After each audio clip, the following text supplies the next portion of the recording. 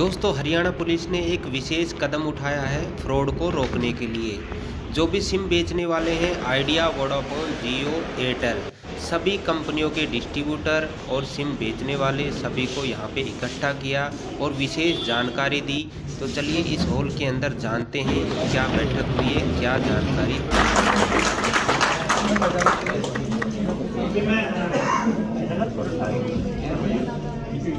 मैं विशाल कुमार जी से, हमारे डायरेक्टर सिक्योरिटी से रिक्वेस्ट करूंगा डीएसपी डॉक्टर रविंदर जी का स्वागत करें।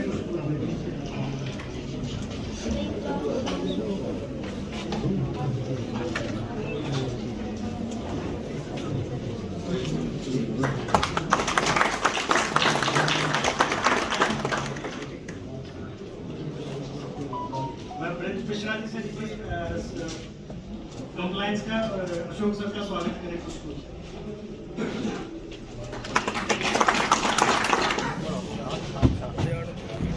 मैं आप सबके बिहाफ में let me make a request to share this news.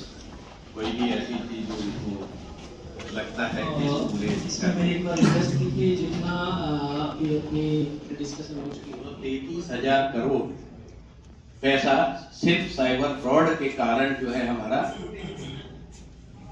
फंसा हुआ है। ठीक है, ये पता नहीं चलता था कि उसके डॉक्यूमेंट का कोई यूज कर रहा है कि मिसयूज कर रहा है। राइट, तो मैंने अपने कागज तो दिए थे बैंक अकाउंट खोलने के लिए, लेकिन वहां से लीक हो गए। किसी ने उस अकाउंट मतलब डॉक्यूमेंट्स को इस्तेमाल करके, तो इस तरह की चीजों को देखने के लिए कि आपने जो नंबर्स लिए हैं आपके नाम पे उतने ही चल रहे हैं, आपके डॉक्यूमेंट पे उससे ज्यादा नहीं चल रहे हैं, ये पता कर सकते हैं कि मेरे नाम पे कितने पहुंचे। राइट, और यदि आपको लगे, मानो उसमें लिस्ट आ जाएगी 1 2 3 4 जितने भी आपके नाम पे हैं, और कहते हैं अगेन मेरे साथियों के 58% के आसपास मिल गए हैं और वो उनके ऑनर्स को वापस कर दिए हैं। ऐसा नहीं है कि मिले और वो पता नहीं कि जो है डीओडी के लोग खुद ही रख लेते होंगे या पुलिस के लोग खुद रख लेते हो, ऐसा दिमाग से निकाल दीजिए। इधर यहाँ तक जितने भी लोग इधर से बैठे हैं, ये अपनी 100% एफिशिएंसी के साथ, 100% ऑनेस्टी के साथ अपनी 100% उनसे फोन रिकवर करते हैं और जो फोन का वास्तविक स्वामी है उस तक पहुंचाने की 100% हम लोग व्यवस्था करते हैं। अब आपको कई बार ये लगता है कि साहब आपने तो 57-58% ही बताया, रिपेयर में इस्तेमाल होने लगे, तो जो आइडेंटिटी है वो जो है बचती नहीं है उसकी।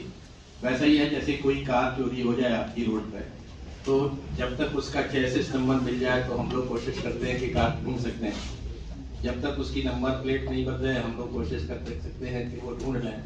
लेकिन यदि किसी ने उसका टायर अलग बेच दिया, जो है उसका गियर बॉक्स अलग बेच दिया, क्लच अलग बेच दी, इंजन अलग कर दिया, तो फिर बड़ा मुश्किल होता है उसको रीअसेंबल करना, अनलेस क्योंकि उसमें से एक पकड़ में भी आ गया तो जो बाकी कंपोनेंट्स हैं वो ऐसे 50 डिस्ट्रीब्यूटेड मिलेंगे कि उसकी रिकवरी करने से भी ऑनर का फायदा नहीं हो पाता।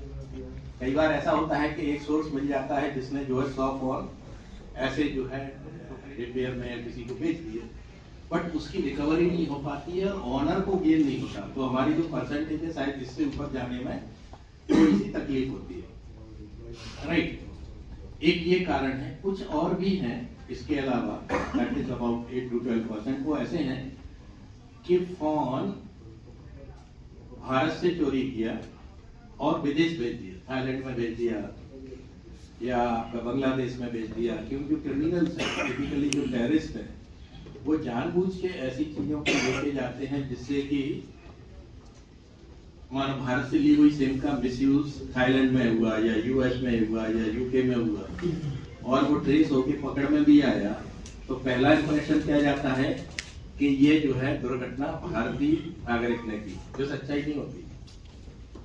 करेक्ट, तो हमारे देश की बदनामी भी होती है। हम इंटरनेशनल तौर पे बड़े खराब दृष्टि से लोगों को लगता है अच्छा हम तो जो है भारत के प्रति ऐसा व्यवहार रखते थे, ऐसी भावना रखते थे, लेकिन वो कैसे नहीं है।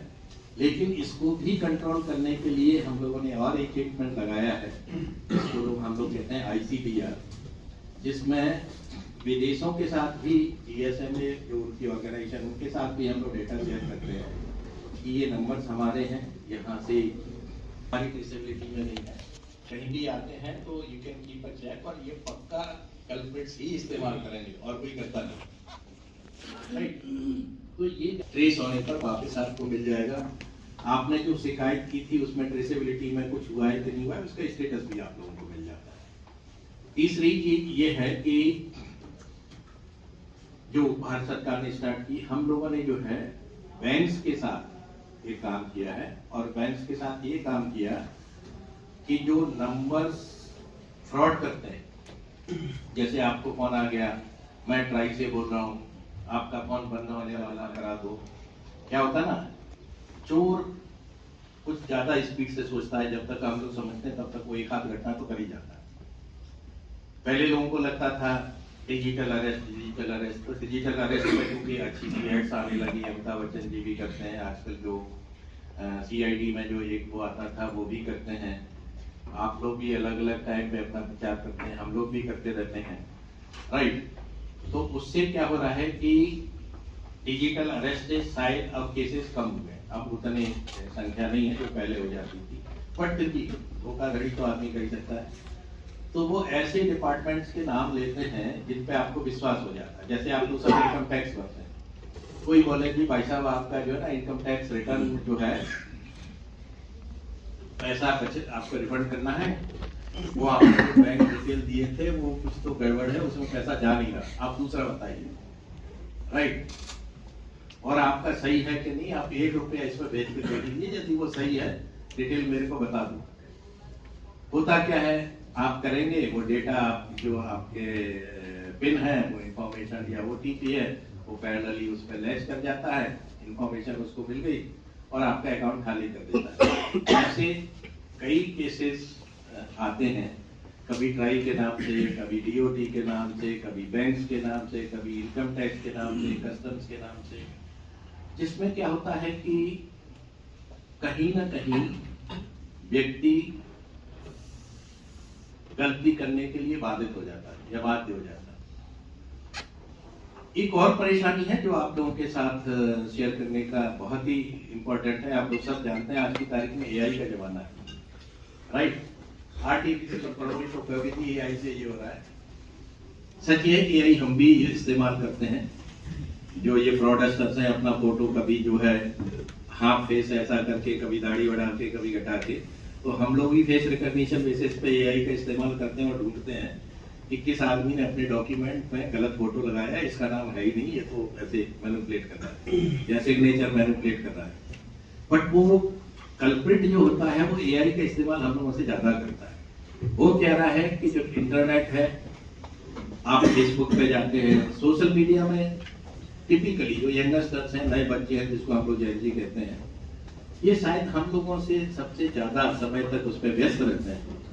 उसका नुकसान क्या है कि सपोज आपका एक भाई बहन रेवाड़ी के बाहर दिल्ली में रहता है, अब दिल्ली में जो भाई है उसने अपना फोटो डाल दिया, आपका फोटो डाल दिया, इन कल्प्रिट्स के पास सोशल मीडिया से वो फोटोग्राफ मिल जाते और आप भी यदि उसमें जो है क्या कहते हैं कंटिन्यूस वो करते हैं सोशल मीडिया पे, अब कहीं AI से जनरेटेड आपके भाई का फोटो दिखा के कॉल आपके पास आए, जिसको हम लोग स्कूप पे कॉल करते हैं, आइडेंटिटी करेक्ट, रिपोर्ट नहीं आई सर। तो उसमें दिक्कत क्या होती है कि जैसे ही रिसीव किया फोटो देखते हैं, अरे ये तो मेरे बेटे का है, मेरे भाई का है, मेरे माँ का है, आपको ऐसा फियर नहीं रहता है कि ये रॉन्ग और फिर वो कहे कि भैया मैं तो जो है एक्चुअली क्या था, दिल्ली से जयपुर गया था, जयपुर में जेब खुली, मेरे को जो है पैसे भेजे।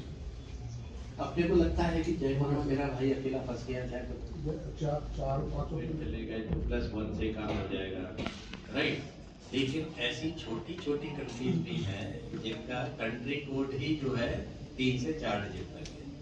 तो इंटरनेशनली ये डिसाइड किया गया है कि किसी भी परिस्थिति में 14 डिजिट से ज्यादा नंबर आ गया। अब कोई पूछे कि 14 डिजिट क्यों नहीं, हमारी नहीं होती, तो पुराने के जमाने में हम लोग सब डायरी मेंटेन करते थे, करेक्ट है, फिजिकल डायरी। और सबसे प्रॉब्लम ज्यादा ये होती थी कि हर साल नई डायरी आई तो ये सारे नंबर डालने पड़ते हैं।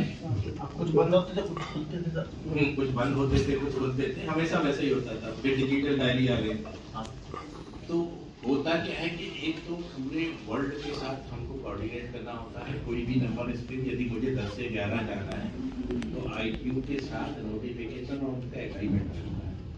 फिर एक और परेशानी है जो टेक्निकल है, वो ये है कि जितनी ज़्यादा डिजिट्स का नंबर होता है उतना ही ज़्यादा टाइम लगता है नंबर को प्रोसेस करने में, राइट।